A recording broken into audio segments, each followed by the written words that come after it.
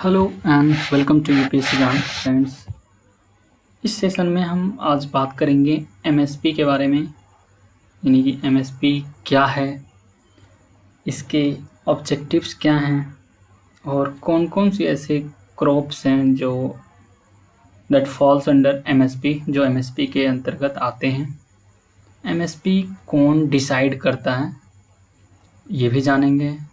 अब थोड़ा इसकी रेलेवेंस की बात करें तो यूपीएससी में चाहे स्टेट पीसीएस हो, इन दोनों में इसका प्री और मेंस दोनों में इसका वेटेज थोड़ा ही है, पर हैं इन दोनों में क्वेश्चन आने के चांसेस रहते हैं, इसलिए ये महत्वपूर्ण है। तो और एक इन्फॉर्मेशन ये है कि आप इसी यूट्यूब चैनल पे, यूपीएससी ज्ञान के चैनल पे आप प्लेलिस्ट में जाकर के इंडियन पॉलिटी के ऑसम कोर्सेज देख सकते हैं, इंडियन इकोनॉमी के एंड हिस्ट्री ऑप्शनल के भी कोर्सेज को आप अवेल कर सकते हैं, वो भी बिल्कुल फ्री। और साथ ही इस पर्टिकुलर वीडियो का पीडीएफ डिस्क्रिप्शन में दिए गए टेलीग्राम चैनल के लिंक में जाके आप उसको ज्वाइन करें और वहाँ से आप पीडीएफ भी डाउनलोड कर सकते हैं। तो वीडियो को अंत तक देखें और हमारे साथ बने रहें। So let's get started what we have today. Sorry, सबसे पहले बात करते हैं कंटेक्स्ट की। तो ये भी फ्रिक्वेंटली न्यूज में रहा है एमएसपी, क्योंकि कई बार होता है कि नए नए अलग अलग फसलों पे एमएसपी को हाइक कर दी जाती है। मतलब हाइक का मतलब ये होता है कि उसके प्राइस को बढ़ा दिए जाते हैं या फिर कम किए जाते हैं, इस तरह की चीज़ें होती है। तो ये न्यूज़ में रहता है और यूपीएससी ऐसी चीज़ों पे ज़्यादा फोकस करती है जो फ्रिक्वेंटली न्यूज़ में रहे और आपको ये जानना चाहिए।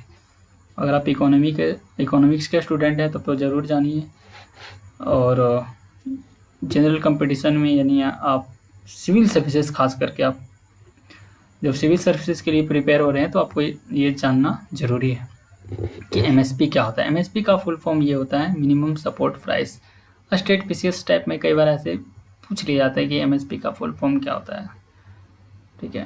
और तो ये चीज़ें कंटेक्स्ट जानते हैं कि CCEA note for sharp hike in MSP for pulses and oil seeds. अब देखो, कंटेक्स्ट में कन्फ्यूजन खड़ा हो गया, क्योंकि आपने सारी चीज़ें जानी नहीं है। अगर जानते हैं तो बहुत अच्छी बात है।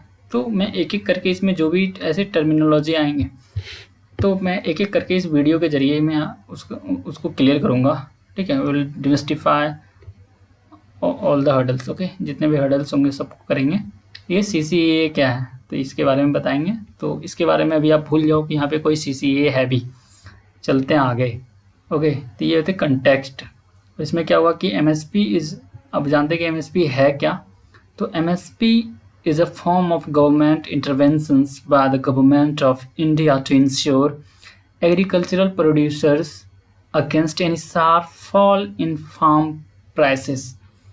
मतलब ये है कि एमएसपी भारत सरकार के द्वारा लिए गए एक इंटरवेंशन है, ओके। इंटरवेंशन का मतलब है कि सरकार अगुवाई करती है, हस्तक्षेप करती है वैसी चीज़ों में जब किसान की फसल का दाम गिर रहा हो तो उसको प्रोक्योर करती है ये, ठीक है। मिडिलमैन से बचाती है कि ताकि किसान को उनके प्रोड्यूस का जो वैल्यू होता है उसके अकॉर्डिंग उनको उनके प्राइस मिलने चाहिए, इसलिए एमएसपी लाया गया। इससे पहले क्या होता था कि किसान से उल जुलूल दामों पे उनसे चीज़ वस्तुएं खरीद ली जाती थी, उन्हें बहला के, और उनको उनका जो वास्तविक कीमत होता था उनके फसलों का नहीं मिलता था। तो इस वजह से एमएसपी लाया गया, ओके। आगे और भी देखते हैं कुछ हमारे पास एमएसपी। अब एमएसपी, अब ये आपने डेफिनेशन समझ लिया, आई होप डेफिनेशन क्लियर हो गया कि ये गवर्नमेंट इंटरवेंशन इंडियन गवर्नमेंट करती है, ठीक है। तो ये बात था, ये था बेसिकली डेफिनेशन। अब इस चीज़ों को आप किसी भी तरीके से घुमा के लिख सकते हैं, ठीक है। It is intervention bye the government against the any sharp fall in the prices of crops, इस टाइप की चीज़ें आप खुद भी बना सकते हैं। तो बस ये एक सर्टिफाइड डेफिनेशन है तो मैंने इसे ले लिया, ओके। नेक्स्ट है, तो इसमें अब है कि एमएसपी। अब एमएसपी तो हमारे बहुत सारे क्रॉप्स होते हैं, तो क्या सारे क्रॉप पे एमएसपी लागू होता है? तो इट्स आंसर इज नो, यहाँ पे 22 मैंने लिखा है, हालांकि अब बढ़ा के इसे 24 कर दिया गया है। उसके लिस्ट मैंने दे दिए हैं, जब स्टार्टिंग में ये था वो 22 था।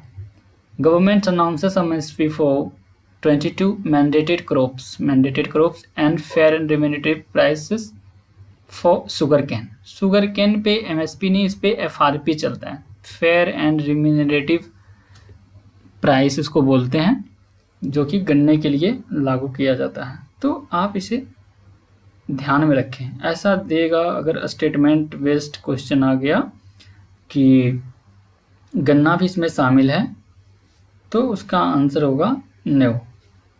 ठीक है, तो मतलब ये ध्यान में रखना है। ठीक है, और इसके अलावे 2 और भी हैं, 22 के अलावे 2 मोर क्रॉप्स हैं, तो वो मैं बताता हूँ भी। यहाँ पे देखते हैं और भी।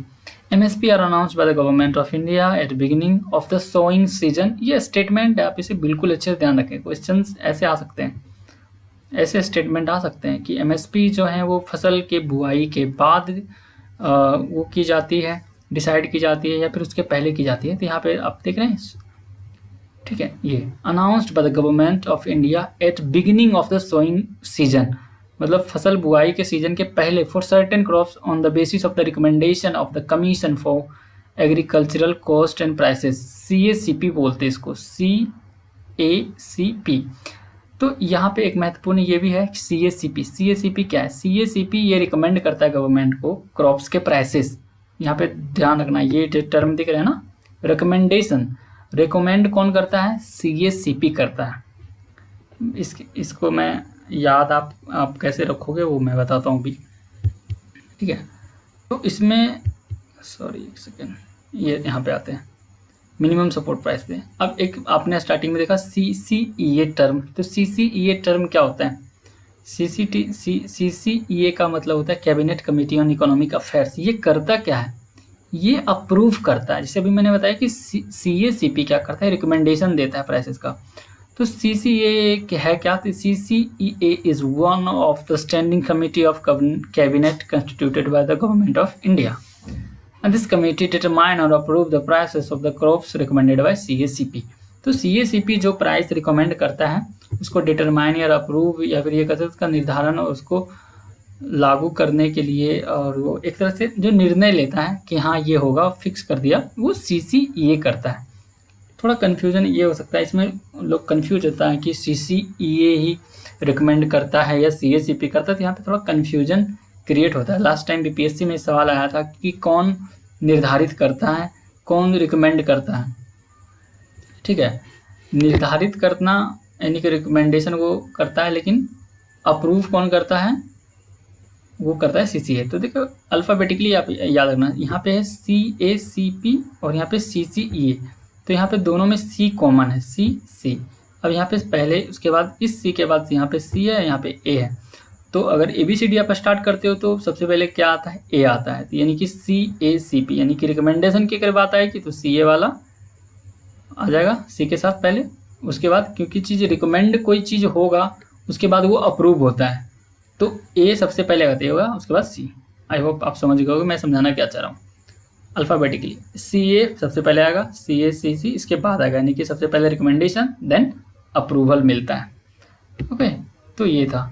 अब इसके 2 ऑब्जेक्टिव हैं, वो ऑब्जेक्टिव क्या था? Chief objective of the setting of MSP are. तो पहला है support farmers from distress sale, मतलब उनके सेल में जो डिस्ट्रेस आता है उसको सपोर्ट करना है कि कैसे वो डिस्ट्रेस से बाहर आएंगे, ये होता है। दूसरा है procure food grains for public distribution, public distribution के लिए जो फूड्स होते हैं उनको प्रोक्योर करने के लिए, ताकि उनको सच्चे अच्छे दाम मिले। ओके, ताकि ज़्यादा से ज़्यादा किसान एक लीगल वे में अपने फसल को बेच सकें और ज़्यादा से ज़्यादा फूड ग्रेन का प्रोक्योरमेंट होगा, ताकि पब्लिक डिस्ट्रीब्यूशन PDS मिलता है ना वो राशन वाला। तो ये है इसका एम, ऑब्जेक्टिव था MSP का। ओके, तो हमने ओवरऑल चीज़ें देखी। अब यहाँ पे क्रॉप लिस्ट है जिसमें मैंने बताया था कि 22, अब यहाँ पे आप काउंट करोगे तो 24 होगा। उसके अलावा बिकॉज 7 जो हैं वो सीरियल्स हैं, इसमें पैडी, व्हीट, बार्ली, ज्वार, बाजरा, मेज, रागी ये सब आते हैं। पल्सेस में ग्राम, अरहर, मूंग, उड़द, लेंटिल, ये सब आते हैं। ऑयल सीड्स में ये सारे आते हैं। और ये रॉ, ये जो हैं ये जो हैं ये नकदी फसल हैं। Raw cotton, raw jute, copra, dehusk, coconut, okay, and sugar cane. तो ये जो हैं यहाँ से यहाँ तक वाले ये सारे कैश क्रॉप हैं। तो आप इसका मैं PDF डाल दूंगा, तो आप इसे देख के एक दो बार नज़र फेरना कि लास्ट टाइम UPSC ने पूछ लिया था कि इसमें किस पे MSP नहीं दी जाती, हालांकि वो क्वेश्चन काफ़ी कॉम्प्लिकेटेड हो गया था। तो आप इसे एक बार ऊपर से देख लेंगे तो अच्छा होगा। अब है कि डिटर्मिनेशन। तो फिर डिटरमाइनेशन क्या होता है? डिटरमाइनेशन ऑफ MSP को कैसे डिटरमाइन करते हैं, कौन कौन से इसके बेसिस हैं, आधार क्या हैं? तो ये भी सवाल हो सकते हैं कि क्या उसके डिटरमाइन करने का क्या तरीका है। तो सबसे पहले कॉस्ट ऑफ प्रोडक्शन देखा जाता है। कोई भी फसल है उसको उगाने में कितनी कीमत और लागत लगी है उसको ध्यान में रखते हैं। दूसरा डिमांड एंड सप्लाई को ध्यान रखते हैं। मान लो कोई ऐसा जगह है जहाँ पे चना बहुत हो रहा है लेकिन उसके आसपास के दूर तक मार्केट तक उसकी कोई डिमांड ही नहीं है, तो सप्लाई कहाँ करोगे? तो डिमांड एंड सप्लाई चेन को ध्यान में रखते हैं। इंटर क्रॉप प्राइस पैरिटी को ध्यान में रखा जाता है। एंड इंटरनेशनल प्राइस सिचुएशन को भी ध्यान में रखते हैं। फिर ट्रेंड्स, मार्केट प्राइस में उसका क्या चल रहा है उसे भी ध्यान में रखा जाता है। और उसके जो चेंज इन इनपुट प्राइसेस, अब इनपुट जो होते हैं उसमें जो उनके लागत होते हैं उनको भी ध्यान में रखा जाता है कि उनको जो उसमें इंस्ट्रूमेंट्स यूज करते हैं उनके प्राइसेस में किस तरह के चेंजेस आ रहे हैं, तो उस हिसाब से उसकी प्राइस को डिटरमाइन किया जाता है। तो ये और भी इसमें 12-13 डिटर्मिनेशन, लेकिन आप अगर इसमें से मैंने 6 डाले तो आप अगर 6 के 6 याद कर लेते हैं और किसी भी तरह का क्वेश्चन आ गया तो आप एलिमिनेट जरूर कर लोगे। 13 तो याद रख नहीं सकते आप। तो अगर 6 रखा है तो कुछ ना कुछ ऐसा होगा तो आप अपना तिकड़म करके उसे पा सकते हैं। यहाँ पे एक इंटरक्रॉप का मतलब अंतर फसल, ये जो दो फसलों के बीच का जो गैप होता है, the terms of trade between agriculture and non agricultural चीज़ें जो होती हैं, तो उसमें ये ध्यान में रखा जाता है। तो ये था कुछ MSP के बारे में। और इसमें एक और भी चीज़ें आता हैं, वो एक APMC एक्ट करके हैं, तो उस पर एक अलग से लेक्चर लेंगे। ओके, सो आज के लिए इतना ही है and thank you very much for discussion. और stay tuned for more updates and do subscribe UPSC Gyan channel and share with your friends. Thank you again and have an awesome day.